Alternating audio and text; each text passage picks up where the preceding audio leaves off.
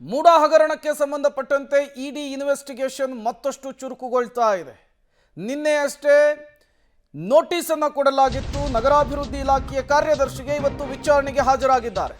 ಈ ಮೂಲಕ ಸಿಎಂ ವಿರುದ್ಧದ ಮೂಡಾ ಹಗರಣದ ಪ್ರಕರಣ ಮತ್ತಷ್ಟು ಚುರುಕುಗೊಂಡಿರುವಂಥದ್ದು. ನಗರಾಭಿವೃದ್ಧಿ ಇಲಾಖೆಯ ಕಾರ್ಯದರ್ಶಿಗೆ ವಿಚಾರಣೆಯ ಬಿಸಿ ತಟ್ಟಿದೆ.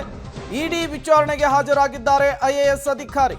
ನಗರಾಭಿವೃದ್ಧಿ ಇಲಾಖೆಯ ಕಾರ್ಯದರ್ಶಿ ದೀಪಾ ಚೋಳನ್ ಅವರ ವಿಚಾರಣೆ ಫೇಸ್ ಮಾಡ್ತಾ ಇರುವಂಥದ್ದು. ನಿನ್ನೆ ಅಷ್ಟೇ ವಿಚಾರಣೆಗೆ ಬರುವಂತೆ ಸಮನ್ಸನ್ನು ಕೊಟ್ಟಿತ್ತು ಜಾರಿ ನಿರ್ದೇಶನಾಲಯ. ನೋಟಿಸ್ ಕೊಟ್ಟ ಬೆನ್ನಲ್ಲೇ ಈಗ ವಿಚಾರಣೆಗೆ ಹಾಜರಾಗಿದ್ದಾರೆ ದೀಪಾ ಚೋಳನ್. ಈ ಮೂಲಕ ಸಿಎಂ ವಿರುದ್ಧದ ಮೂಡಾ ಹಗರಣ ಮತ್ತಷ್ಟು ಮಗದಷ್ಟು ಆಳಕ್ಕೆ ಹೋಗ್ತಾ ಇದೆ. ತನಿಖೆಯನ್ನ ಇಡಿ ಚುರುಕುಗೊಳಿಸ್ತಾ ಇದೆ. ಶಾಂತಿನಗರದಲ್ಲಿರುವಂತಹ ಇಡಿ ಕಚೇರಿಯಲ್ಲಿ ನಗರಾಭಿವೃದ್ಧಿ ಇಲಾಖೆಯ ಕಾರ್ಯದರ್ಶಿ ಐಎಎಸ್ ಆಫೀಸರ್ ದೀಪಾ ಚೋಳನ್ ಅವರು ವಿಚಾರಣೆಯನ್ನು ಫೇಸ್ ಮಾಡಲಿಕ್ಕೆ ವಿತ್ ಕಡತಗಳ ಜೊತೆಗೆ ಬಂದಿರುವಂತಹ ದೃಶ್ಯಾವಳಿಗಳನ್ನು ನೀವು ಗಮನಿಸ್ತಾ ಇದ್ದೀರಿ. ಈಗ ಸಾಲು ಸಾಲು ಪ್ರಶ್ನೆಗಳನ್ನು ಐಎಎಸ್ ಆಫೀಸರ್ಗೆ ಕೇಳಲಾಗುತ್ತೆ ಮೂಡಾ ಹಗರಣಕ್ಕೆ ಸಂಬಂಧಪಟ್ಟಂತೆ. ಈ ಮೂಲಕ ಮೂಡಾ ಹಗರಣಕ್ಕೆ ಸಂಬಂಧಪಟ್ಟಂತೆ ಇಡಿ ಇನ್ವೆಸ್ಟಿಗೇಷನ್ ಮತ್ತಷ್ಟು ಚುರುಕುಗೊಂಡಿರುವಂತಹದ್ದು. ಒಂದು ಕಡೆ ಲೋಕಾ ಇನ್ವೆಸ್ಟಿಗೇಷನ್, ಮತ್ತೊಂದು ಕಡೆ ಇಡಿ ಇನ್ವೆಸ್ಟಿಗೇಷನ್. ಈಗ ಇಡಿ ಇನ್ವೆಸ್ಟಿಗೇಷನ್ನ ಮುಂದುವರೆದ ಭಾಗ ಐಎಎಸ್ ಆಫೀಸರ್ ವಿಚಾರಣೆಗೆ ಒಳಪಡಿಸಿದ್ದಾರೆ. ಮತ್ತಷ್ಟು ಡೀಟೇಲ್ಸ್ ಅನ್ನು ಕೊಡ್ತಾರೆ ಮುರಳಿ, ನೇರ ಸಂಪರ್ಕದಲ್ಲಿ ಜಾಯ್ನ್ ಆಗಿದ್ದಾರೆ. ಮುರಳಿ, ಏನಾಗ್ತಾ ಇದೆ ಅಂತ ಹೇಳಿ, ನಿನ್ನೆ ಅಷ್ಟೇ ಇಡಿ ನೋಟಿಸ್ ಅನ್ನು ಕೊಟ್ಟಿತ್ತು, ಇವತ್ತು ವಿಚಾರಣೆಗೆ ಹಾಜರಾಗಿದ್ದಾರೆ, ದಾಖಲೆಗಳ ಸಮೇತ ಬಂದಿದ್ದಾರೆ. ಏನೆಲ್ಲ ಆಗ್ತಾ ಇದೆ ಇಡಿ ಕಚೇರಿ ಬಳಿ ಅಂತ ಹೇಳಿ?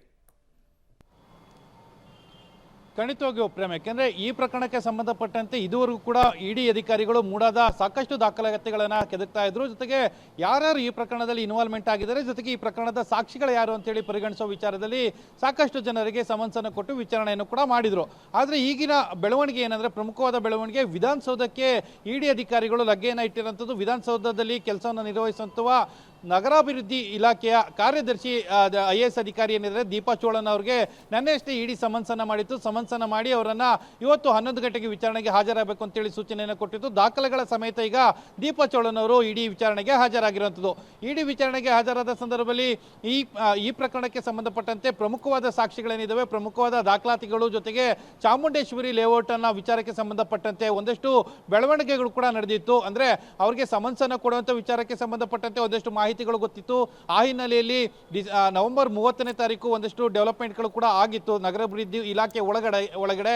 ಆ ಹಿನ್ನೆಲೆಯಲ್ಲಿ ಈಗ ನೋಟಿಸ್ ಅನ್ನು ಕೊಟ್ಟಿದ್ದಾರೆ. ನೋಟಿಸ್ ಅನ್ನು ಕೊಟ್ಟು ವಿಚಾರಣೆನ ನಡೆಸೋಕ್ಕೆ ಇನ್ನೇನು ಕೆಲವೇ ಕ್ಷಣಗಳಲ್ಲಿ ವಿಚಾರಣೆಗಳು ಕೂಡ ಪ್ರಾರಂಭವಾಗುವಂಥದ್ದು. ಪ್ರಾರಂಭವಾದ ಬಳಿಕ ಅವರ ಪಾತ್ರ ಏನು, ಜೊತೆಗೆ ಈ ಮೂಲಕ ಒಂದಂತೂ ಸ್ಪಷ್ಟವಾಗಿ ಗೊತ್ತಾಗ್ತಾ ಇದೆ, ನಗರಾಭಿವೃದ್ಧಿ ಇಲಾಖೆಯ ಸಚಿವರಿಗೂ ಕೂಡ ಈ ಇಡಿ ಸಂಕಷ್ಟ ಎದುರಾಗುವಂಥ ಸಾಧ್ಯತೆಗಳಿರುವಂಥದ್ದು. ಇವತ್ತು ಅವರು ಯಾವ ರೀತಿಯ ಹೇಳಿಕೆಗಳನ್ನು ಕೊಡ್ತಾರೆ, ಯಾವ ರೀತಿಯ ಸ್ಪಷ್ಟನೆಗಳನ್ನು ಕೊಡ್ತಾರೆ ಮತ್ತು ದಾಖಲಾತಿಗಳಿಗೆ ಯಾವ ರೀತಿಯ ಉತ್ತರಗಳನ್ನು ಕೊಡ್ತಾರೆ ಅನ್ನೋದ್ರ ಬಗ್ಗೆ ಕುತೂಹಲ ಇದೆ.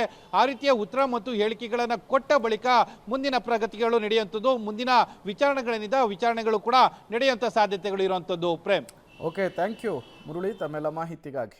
ಐಎಎಸ್ ಅಧಿಕಾರಿ ಈಗ ಇಡಿ ವಿಚಾರಣೆಗೆ ಹಾಜರಾಗಿದ್ದಾರೆ. ಇಷ್ಟು ದಿನ ಮೂಡಾಕ್ಕೆ ಸಂಬಂಧಪಟ್ಟಂತಹ ಅಧಿಕಾರಿಗಳು ಸಂಬಂಧಪಟ್ಟವರಿಗೆ ವಿಚಾರಣೆಯ ಬಿಸಿ ತಡ್ತಾ ಇತ್ತು. ಈಗ ಅದು ವಿಧಾನಸೌಧವನ್ನು ಕೂಡ ತಲುಪಿರುವಂಥದ್ದು.